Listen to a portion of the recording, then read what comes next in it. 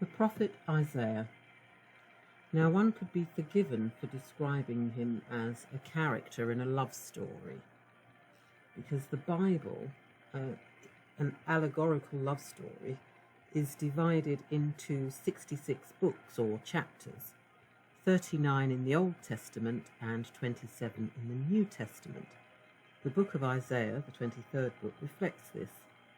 The first 39 chapters of Isaiah are filled with judgments for Judah, but the final 27 are more positive and filled with the hope of things to come.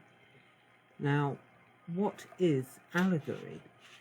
Now, allegory is a story, play, poem, picture, or other work in which the characters and events represent particular qualities or ideas that relate to morals, religion, or politics. In other words, writing with an underlying message that may be easier for the reader to grasp using simpler concepts. An example of this would be the story of the tortoise and the hare.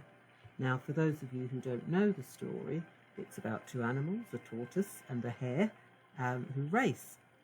Now, I think we all know that tortoises are renowned for being particularly slow, but the tortoise was quite happy, even though he accepted that hares are pretty quick and swift. On the day of the race, the hare steams off, and after a while he looks behind him and the tortoise is nowhere to be seen. The hare, feeling ever so confident, decides to have a rest and takes a nap. Well, he naps for so long that the tortoise not only passes him, but completes the race, so he wins the race, and the hare is furious, particularly as he felt, he was better than the tortoise. So the moral of the story, well, there are a few, because the hare was just overconfident and boasting, not a quality that our Heavenly Father is keen on. He underestimated the opposition. The hare dreadfully underestimated the doggedness of the tortoise. And so the moral of this story is the race is not for the swift, but for those that can endure. The hare grossly underestimated the tortoise's ability to endure, to keep going. Slow and steady wins the race. Now, Isaiah, also known as Isaias or Isaias, and in Hebrew, Yahweh is salvation, is considered one of the 5 major prophets, along with Jeremiah, Ezekiel, Daniel, and Lamentations. But what is a prophet? A prophet is an individual who is regarded as being in contact with a divine being and is said to speak on behalf of that being. They're chosen by God to speak for God and accurately impart his message. Now, prophets come from a variety of backgrounds, personalities, and levels of social status. So although prophecy is perhaps most commonly associated with Judaism and Christianity, it's found throughout the religions of the world, both ancient and modern.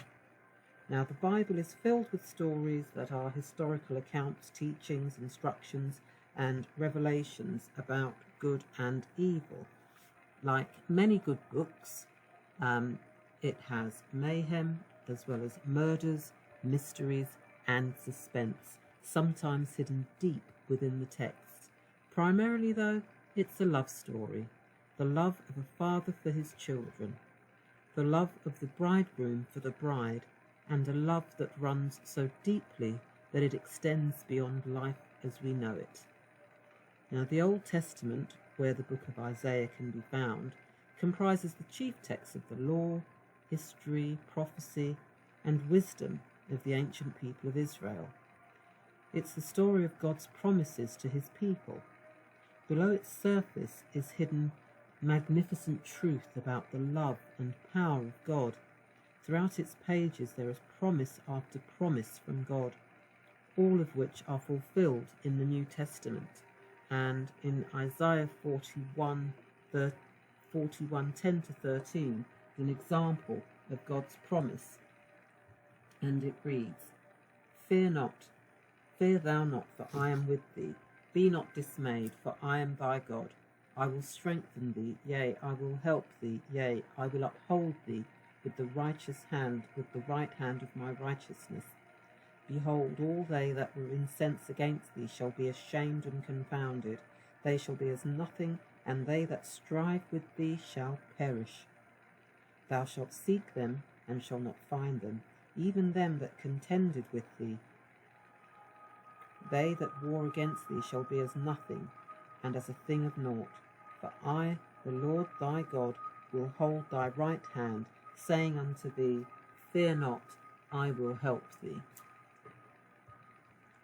Isaiah was a royal prophet who lived in Jerusalem around 700 BC and warned God's people of their sins and the coming judgment of Assyria and Babylon. He had a vision of God's glory in the temple and heard God's call to speak his words to a rebellious nation that had forsaken the Lord and his law.